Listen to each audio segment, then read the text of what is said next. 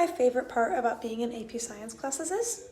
Being able to go back to the science museums that I loved as a child, the Exploratorium, Cal Academy, Lawrence Hall of Science, and just really flex my knowledge, show off all the random accumulated stuff that I know.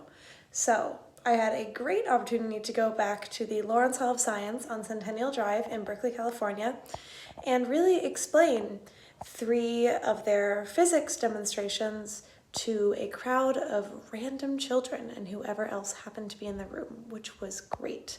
So I am going to show you the results of that, starting right away with the first one, which shows force balance. Acting on this ball is the force of gravity. It is the ball's mass multiplied by Earth's gravitational constant, which is about 9.81. And so when I drop it, because the net force is downwards from gravity, it's going to fall because there's a net acceleration downwards. The air resistance, which is the only other force that's on it when I drop it, is not enough to counteract the gravity and keep it stop. So it's just going to fall, and the acceleration is going to be roughly equal to the acceleration from gravity. However, when we come over to this thing over here, putting the ball on it, there's a ton of air pushing up on the ball, and the force of that air is about equal to the force of gravity acting on the ball. So the forces are roughly equal, which means that there's not going to be a net acceleration. Obviously, it's imperfect, so it's bouncing a little bit, but there's not going to be a net acceleration on the ball, and so it's going to stay about where it is, because net, the forces are canceling out. Pretend that this is our ball. Here are our reference axes. This is the positive y direction. This is the negative y direction. Before it was placed on the air cannon, the only force acting on our ball was the force of gravity, was its weight. That's equal to mg. And because the net force is equal to mass times acceleration, the net force was only mg, and so there was an acceleration in the negative direction. That's why it fell. However, when we put it on the air cannon, there's another force going upwards, force air. I mean, really, it's a frictional force or air resistance that's just way increased artificially. But when that happened, these two were of equal magnitude and in opposite direction.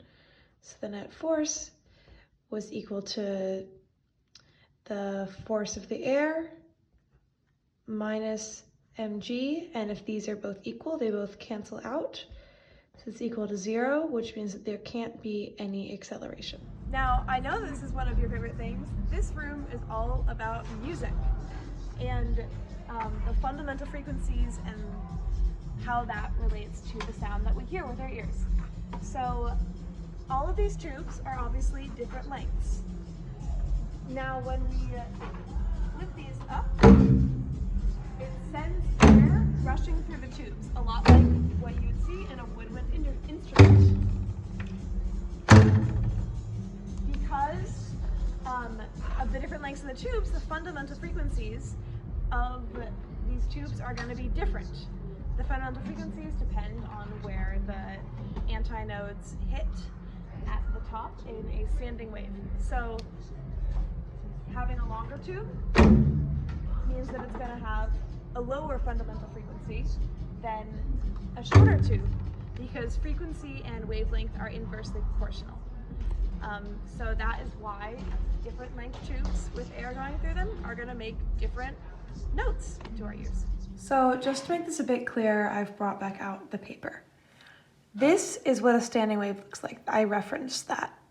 Nodes, you can sort of see, they're not really moving. Antinodes are the peaks and the crests of the wave. This is an example with a transverse wave. As you can see, this would be, the fundamental would actually be right here with only a quarter of the wavelength. This is the first harmonic that I'm showing right here, but the wavelength is determined by where the antinodes can hit, if this is closing it off here. And so the wavelength is determined by the length of the tube. However, they can be longer waves. This is the whateverth harmonic. It's still hitting here, and the length of those waves can determine the pitch, like in terms of, you know, middle C versus higher C or whatever, but because the wavelength is the same, it is the same frequency, because wavelength and frequency are related through V equals F lambda. Now, in actuality, sound waves don't look like this. They're actually longitudinal waves with, sound waves in terms of what is going on in these tubes, where the air is being compressed by the flap. It's actually a longitudinal wave,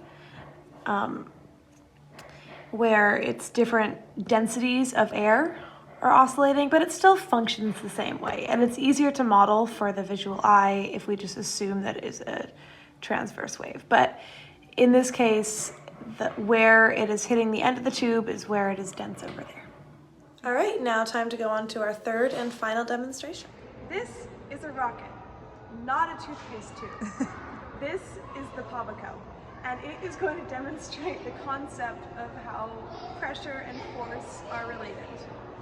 So, a little preface: when something is given a force, that can give it a velocity.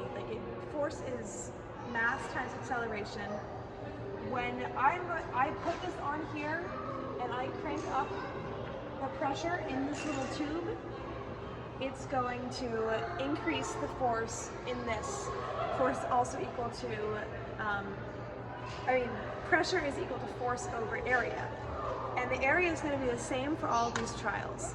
So the only thing that's changing is the force that is being applied to the rocket. So when I have a higher force being applied, it's going to have a stronger net acceleration. It's going to start once it leaves, and the only force that's acting on it is gravity. It's going to have accelerated more, and it's going to have a higher velocity. Laws of projectile motion, it will go higher up in this tube when more force is applied and it has a stronger starting velocity. So I'm going to start by pumping this up to 5 pounds square inch, 5 psi. All right, can you point it up with the tube? It's going to go like there. All right, when I push this button, it's going to send all that pressure in. It didn't go very high. So now, when I increase the pressure that is being applied to 10 psi,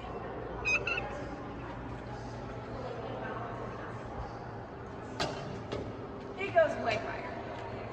Because all of that pressure in the same area means there's going to be a lot more force applied, and therefore a much stronger starting acceleration, and therefore a much higher initial velocity that will take longer for the force of gravity to counteract the acceleration of gravity. So there you have it. At the Lawrence Hall of Science, I was able to demonstrate laws of pressure and its interactions with force and therefore velocity, and demonstrate things about sound waves and fundamental frequencies, and also do a demonstration on how forces balance. All very, very key topics for AP Physics, and all very fun to see in action at the Lawrence Hall of Science in Berkeley, California. Thank you so much for watching.